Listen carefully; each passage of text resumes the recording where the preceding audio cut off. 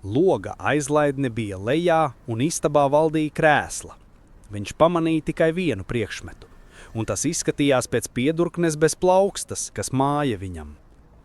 Tad viņš ieraudzīja seju, kas sastāvēja no 3 lieliem nenoteiktiem plankumiem, ļoti līdzīgu bālas atraitnītes ziedam. Sai brīdī viņš dabūja spēcīgu belzienu krūtīs un tika atgrūsts atpakaļ, bet durvis aizcirtās un noklikšķēja slēdzene.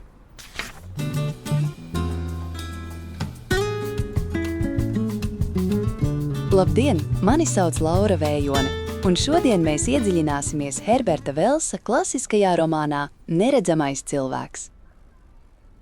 Godīgi sakot, vai tu kādreiz esi iedomājies, cik forši būtu būt neredzamam? Mēs taču visi esam sapņojuši par tādām superspējām, vai ne? Ielavīties kaut kur un izdarīt kaut ko, ko neviens nevar redzēt. Bet vai esat aizdomājušies, kā tas patiesībā ietekmētu jūsu pašu personību? Vai tā neredzamības maska tevi mainītu? Šī grāmata liek par to tiešām pamatīgi padomāt. Neredzamais cilvēks ir stāsts par ģeniālu, bet, jāteic, diezgan problemātisku zinātnieku Grifinu. Viņš ir tāds, kas grib pārsteigt pasauli, un viņam tas izdodas.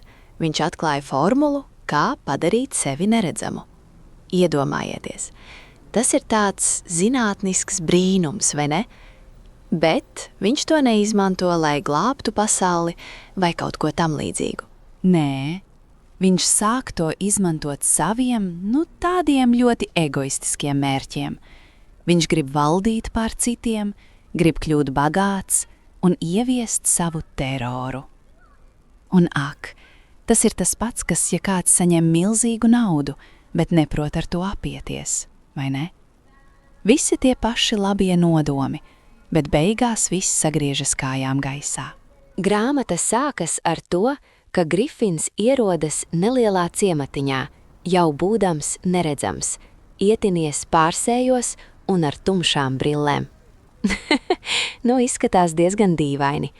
Viņš grib klusumā pabeigt savus pētījumus, bet, protams, viņa dīvainā uzvedība drīz piesaista vietējo ziņkārību, un tad viņš sāk kļūt arvien agresīvāks.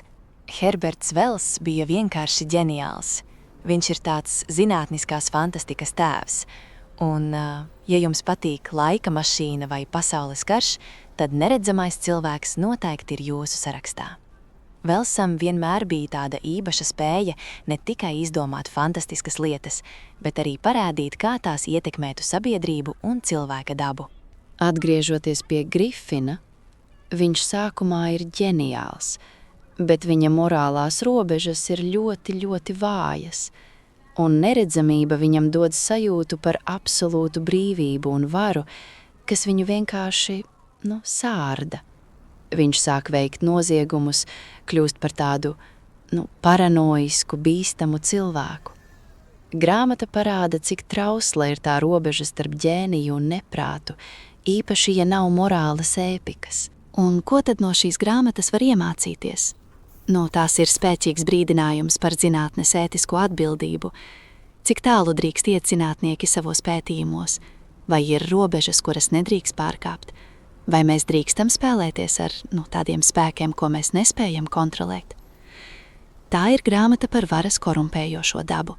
Kad cilvēks iegūst neierobežotu varu, vai viņš paliks labs, vai viņš spēs saglabāt savu cilvēcību. Un grāmata liek aizdomāties par identitāti. Ja tevi neviens neredz, vai tu joprojām esi tu pats?